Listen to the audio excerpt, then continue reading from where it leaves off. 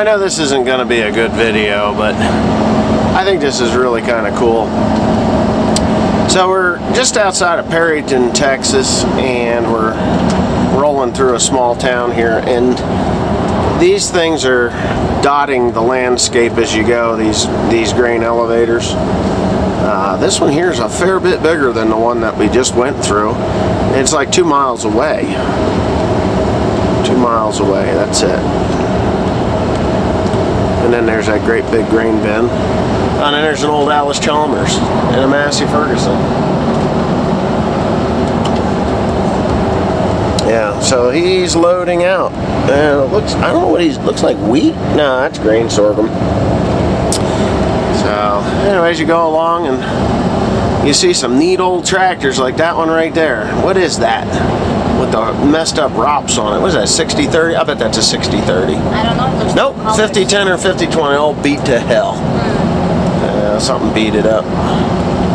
Got all kinds of tractors out here. You could roam around out here and probably not buy anything, right? Because Theresa tried to buy a tractor, didn't you? I tried.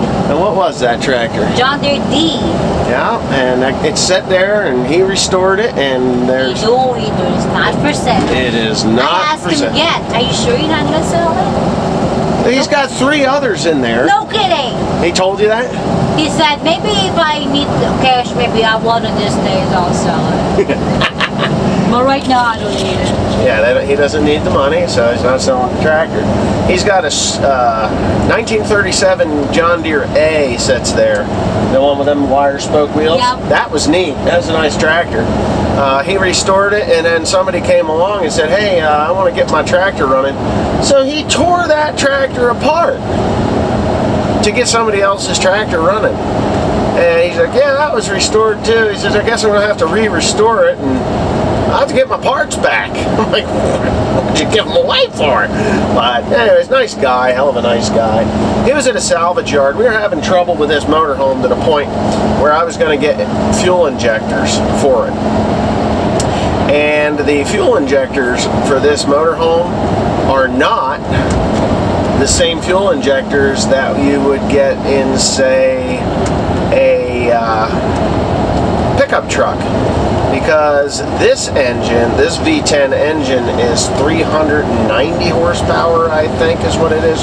Or, yeah, 390 horsepower, whereas the standard V10 was like 340.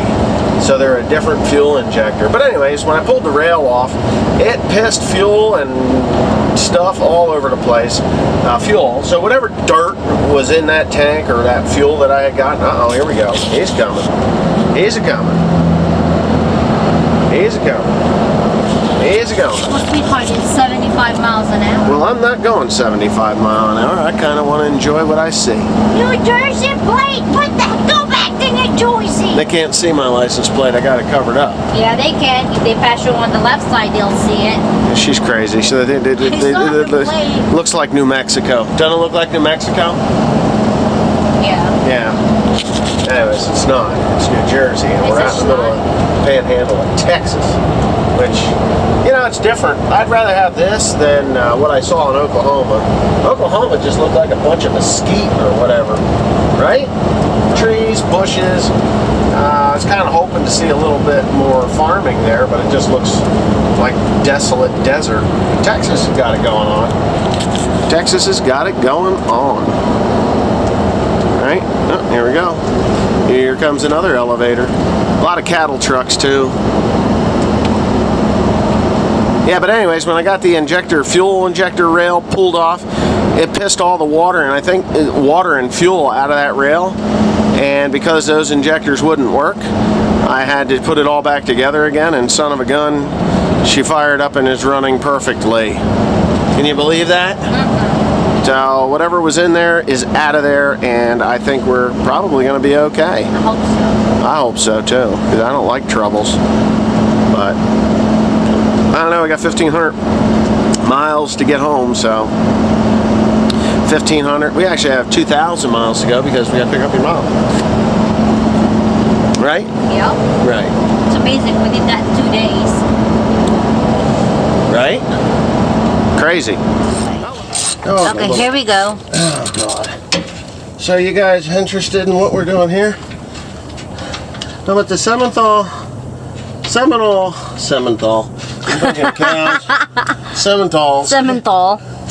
Nation, Seminole Nation Casino on Route 40 outside of Seminole, Oklahoma. And what I'm doing is dropping a fuel tank out of the motorhome because my fuel pump went bad. And you know where they put the fuel pump on these things, right? In the biggest, most asshole of a place as anybody on the fucking planet could think of. You want to know where that is? You want to know where that is? Well, do not drop that on your chest. You'll be dead. That's what the jack is for. Okay, that's heavy. It is heavy. Inside the fuel tank. It's one of these inside the fuel tank nightmares. Now, there's a couple of things that I may or may not enjoy about this, which I'm thinking that I'm pretty sure that the straps strap the tank to these rails. I don't know. I've never taken one off.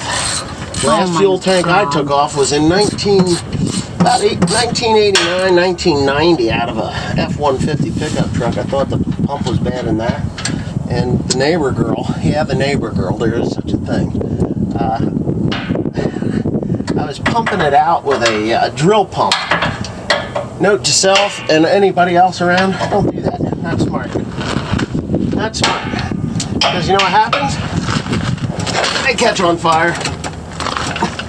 And the neighbor girl goes and panics and half the building burns down before you get her under control. Jeez. Wow. I'll never forget that. As long as I live, I'll laugh like hell. Okay, so wait, the fuel tank is this square thing or this round thing? Oh my god. Yeah. That one. That's the one, Theresa. The oh my god one.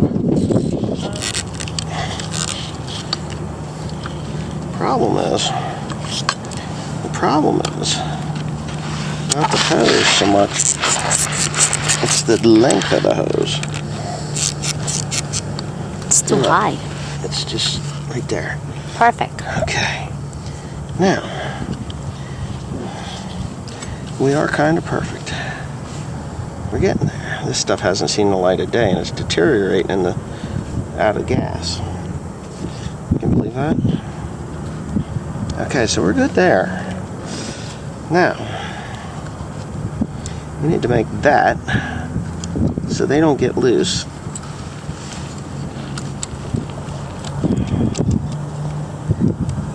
Which is really simple. You just do something like this. Okay, so they can't come up. Right? They can't come up, they can't come off. Right?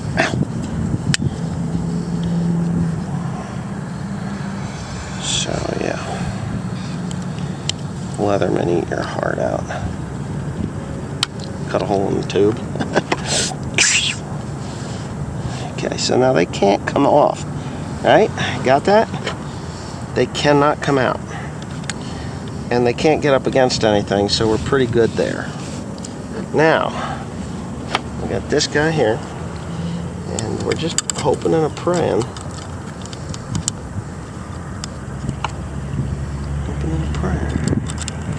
This guy here. Come on, hold on there. There we go. Now, that can't go anywhere. Okay? We're good. We're good. Putting it in is the problem. No, putting it in is pretty easy. Now we gotta go put it in. And because it's a totally different tank system, the dirt miles like. What are those rubber gizmo for this? here? No, the one that you have the black Yeah, ones. that's the seal. Now I twisted one of those bolts off, but you know what? Such is life. If it weeps a little bit of gasoline, it weeps a little gasoline. Okay, so the pump is in. The pump is in. Now we get to do an exact opposite of what we just did. And is tough. So what we'll do is we'll hook everything up. We'll leave the pump right where it's at, and we'll start the engine. And we'll know right away. As long as we don't explode. I can't explode, I'm putting the pump in. Okay, here we go. My legs are asleep. Ugh. I'm gonna check the boy real quick. Yeah, what do you need? Now put all these little giblets that are gonna fly away here. One of them already went bye-bye. Yeah. We're gonna start the engine. I'll let you have the honors. No, you're the one who did the work. I'm just here sitting my ass. It'll work. Okay, you want me to start? Go. Okay, hold on. Sitting there. Hold on, I have to set up my camera. Higher pain ass sometimes, woman.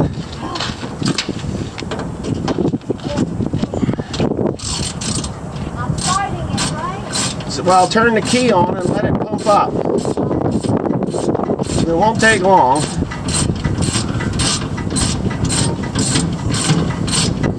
Got that thing running?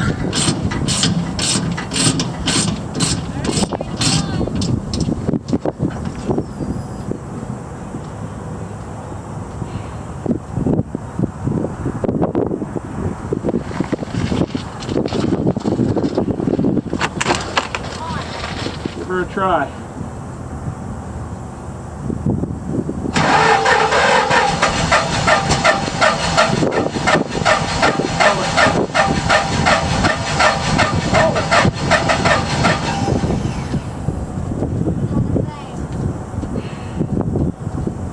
Got a blown engine, dude.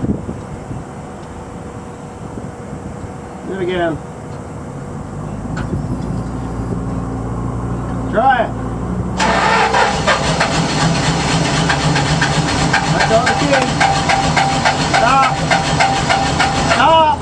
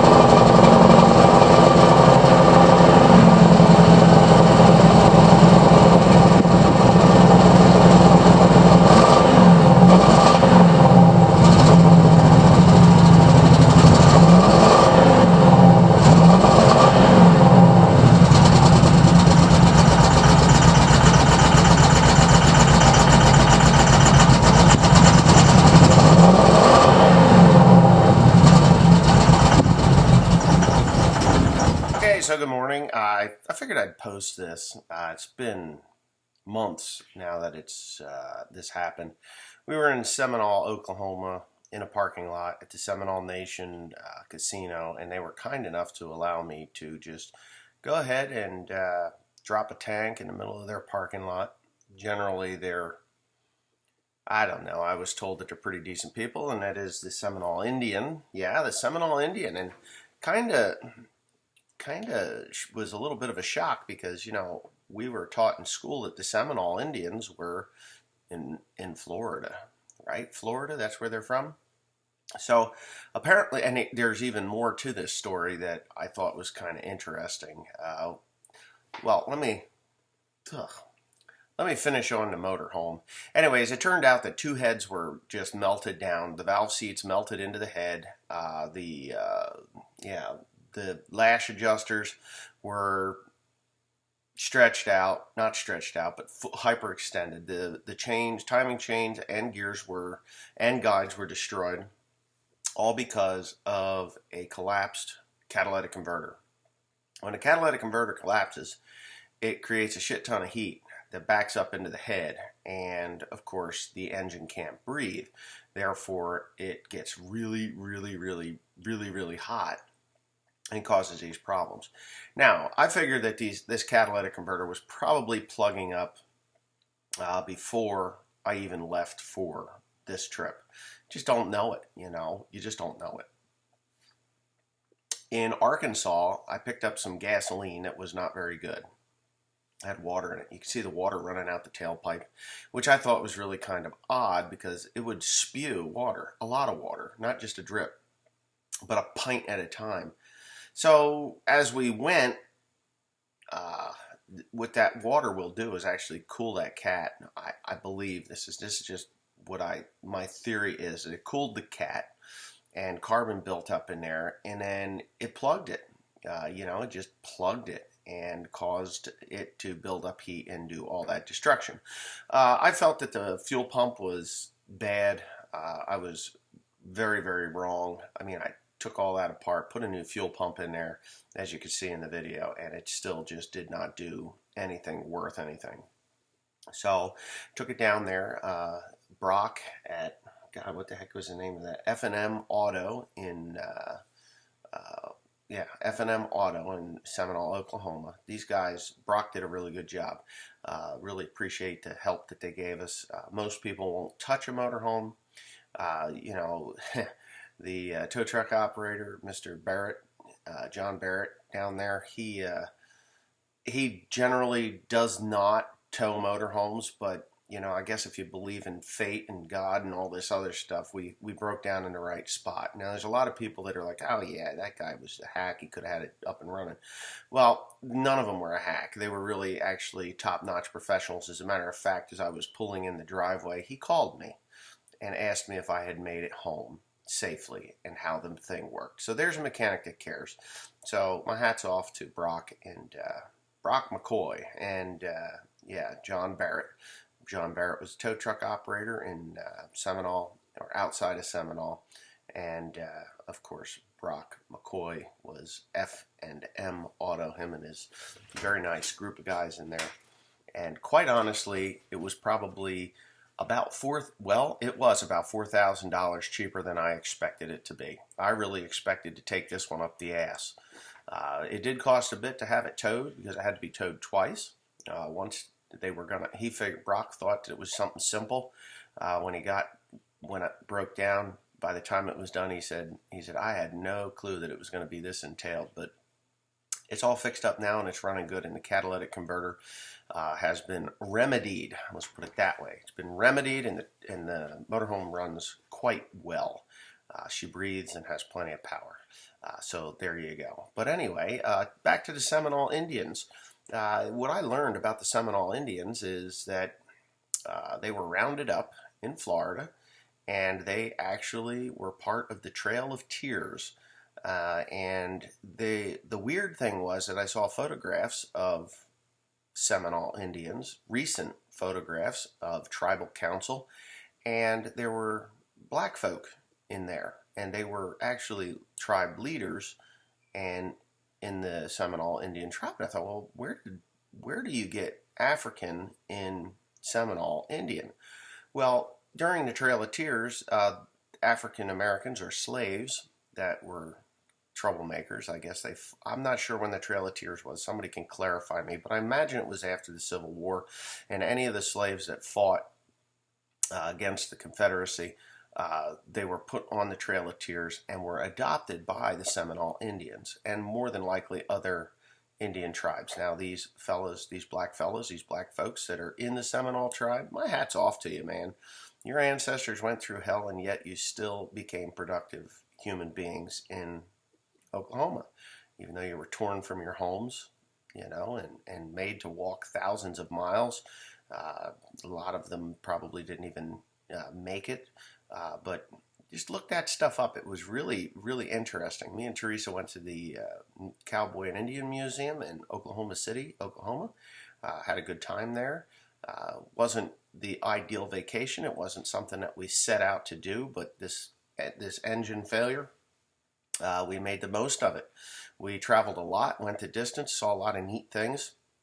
It was fun. Me and William and Theresa just had a great time. And yeah, we made lemonade out of bad lemons. I mean, we did. Me and my father went out and picked the motorhome up. I wish I had a trailer that I could have put that car on, and it would have been a lot easier on my dad. But he drove the car home while I drove the motorhome, and by the time it was done, he was pretty whooped.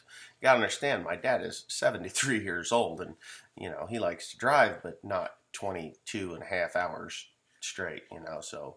But we did all right. I cooked for him in the motorhome, and we made it home. It was all good. So anyways, I hope you enjoyed this mess, and maybe it explains a little bit as to what had happened while we were out there. And yeah, now hopefully my wife was like, sell that thing before it happens again. I was like, no, it should be good now, But anyways, have a nice one, and I'll see you on the next farming video because we're getting ready to plant corn. I haven't got any seed in the ground, and thankful for that because it's 39 degrees outside. Maybe it's 41 today. It's supposed to be 38 or 39 tomorrow. And for those of you that haven't put sweaters on your seed corn and seed beans, I'm telling you, mine are in that nice insulated bag right now. And they're like, thank you, Wesley, for not putting us into that cold earth. But it's coming. They're going in probably tomorrow. So there you go.